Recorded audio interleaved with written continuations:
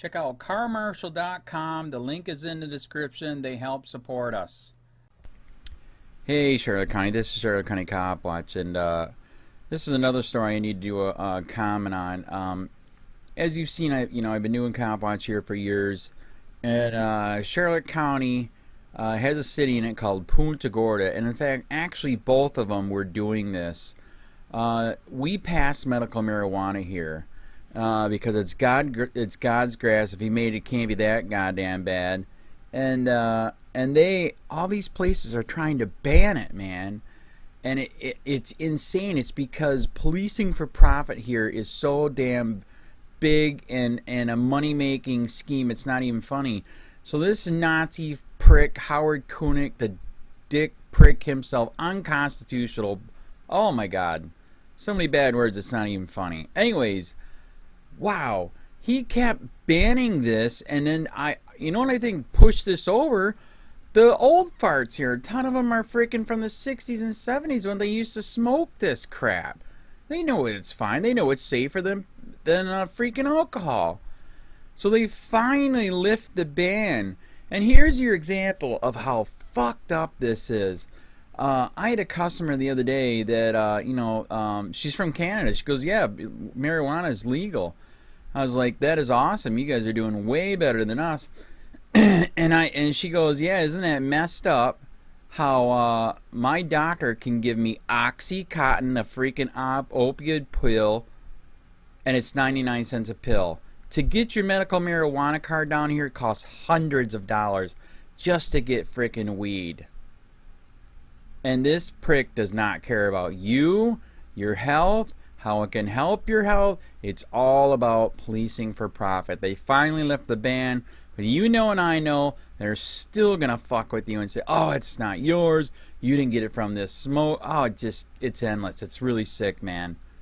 The policing for profit, it's got to stop. And Nazis like this need to go to jail.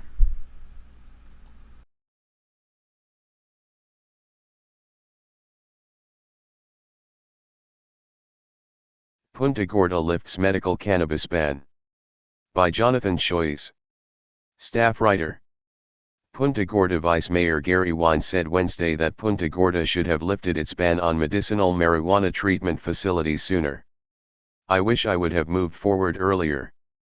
It's time to move forward, said Wine, who resurrected the conversation of repealing the ban. After some discussion, his colleagues agreed. In a unanimous move, the City Council decided to roll back a moratorium on medical cannabis dispensaries. The Council is expected to sign an emergency ordinance at its next meeting Wednesday, March 7 to lift the ban, ending a one-year moratorium that was slated to sunset in August. It's not just getting some weed, rolling it up, sitting on the corner and having a gay ol' time, Wine said. I do understand the federal government lists marijuana as a Schedule I drug.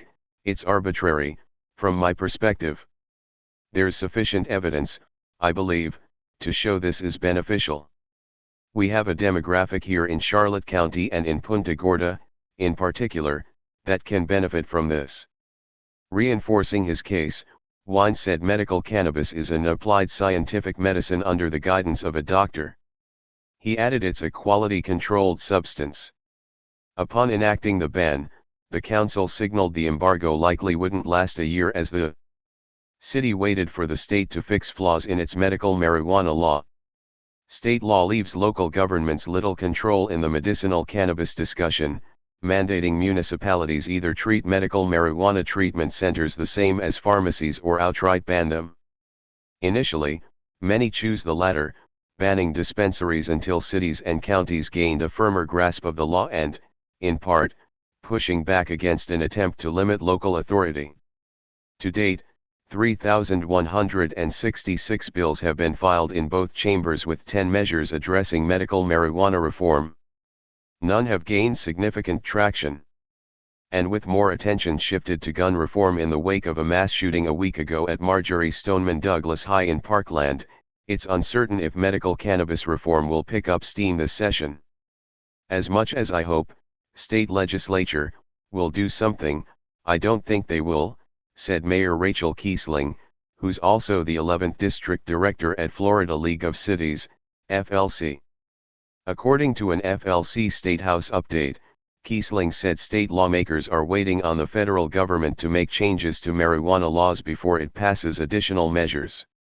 Until the feds do something, the state won't do anything. So then that trickles down to us, and what are we going to do? Kiesling said. District 1 Councilman HaHa Cummings, while supportive of lifting the ban, suggested waiting until the end of the legislative session, giving policymakers time to revisit medical cannabis reform. The session is slated to wrap up Friday, March 9th. It's a very bad law, he said. It allows one to obtain, but it still doesn't make it legal to consume. It's a very big issue. While offering medical cannabis as a doctor-recommended treatment for a host of chronic illnesses, the law fails to tackle the legal quandaries created in consuming a federally outlawed drug. In particular, it lacks protection to patients receiving federal disability. For someone to choose between health and their livelihood is terrible, Cummings said. Not all patients fall into that category, though. That's only one piece of the total pie of the patient that would benefit from this, even though it's illicit, Wine said, pushing back on Cummings' comment. Macy Jones, a patient advocate at Liberate Physician Centers, a Port Charlotte clinic that assists patients legally obtain a medical marijuana certifications, said most patients are over 62 years old and suffer from extremely debilitating conditions. To have our patients drive to the closest dispensaries in Northport or North Fort Myers can be frustrating to them, she said, noting most dispensaries offer home delivery but it's not as cost-effective. These are patients needing relief, not looking to get high. This would really help the community if they were able to get more access to it. The Charlotte County Commission lifted its moratorium on medicinal cannabis treatment facilities last October, but has yet to welcome one to town. Northport had its first Certera Wellness open in November, and North Fort Myers and Bradenton both have a Treleave dispensary. Sarasota and Sarasota County also lifted bans on medical marijuana treatment facilities, while Venice maintains its moratorium. After a recent exploratory visit, District 5 Councilwoman Nancy Prafk said Northport's Certera dispensary is extremely professionally done. I don't have a problem with it. It wouldn't be a detractor in any part of our community, Prafk said. It would fit right into the community. And the people there, were people just like us. Amendment 2, a medical marijuana ballot initiative, was overwhelmingly approved in November 2016 with 71% of people statewide, and 70% in Charlotte County, voting for the measure. Email, jscholes@sun-herald.com.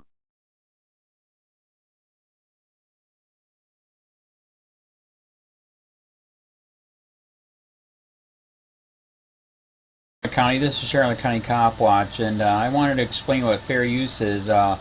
You can use pieces of news articles if you're doing it for news reporting, you have commentary, and you're doing it for education purposes. So that's what fair use is, as you can see right here. Another reason why I wanted to make this video is to let you know I have just joined with Patreon. A nice thing with Patreon, I make no money on YouTube. They took the money away years ago, and so this is another way to give, and it's a nice thing too because you can give monthly. You can give $1, $5, $10, whatever. I do 4 to 5 hours a day on trying to wake the sheep up on how corrupt it is and different ways that you can fight the corruption. So Patreon is a way that you can do it, and then of course the old way is still there. Donate to Charlotte County COPWATCH with PayPal or credit card. So keep that in mind. 4 to 5 hours a day. I make no money, but the corruption happened to me and I'm sick of it, so I'm trying to wake people up. But my wife would love it if if we could get some help out there. There's 47,000 subscribers. Just think if each one of you subscribers just gave let's say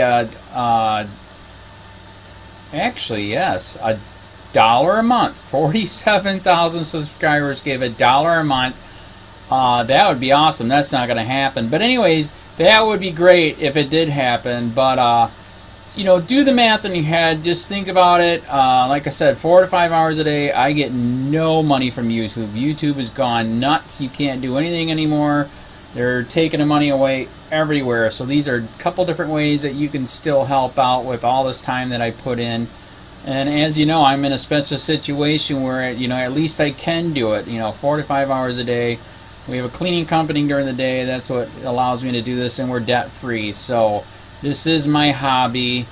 I don't go fishing and all that other crap. I try to save the world. So help me out to make the wife happy, man. In fact, if you guys did give $1 a day, and there was 47,000 of you, and you did it, and each of you gave $1, and that was every month, oh my God, yes, I could quit. I could start suing them. Another idea too that we have is, you know, if I got, you know, some funds, we could actually contact everyone that has been ticketed and or arrested and put in jail and start sending them postcards to let them know we're here, and to see if everything went all right, and if it didn't, find out their story. So we could even do more investigations and more lawsuits. Lawsuits take money. So just think about that. You know, 47,000 of you so far right now. You know, $1 a day. I mean, $1 a month on Patreon, or $5 a month Patreon, 10, 20, whatever. Just do the math in your head. Help out. This is a lot of work every single day. Thanks.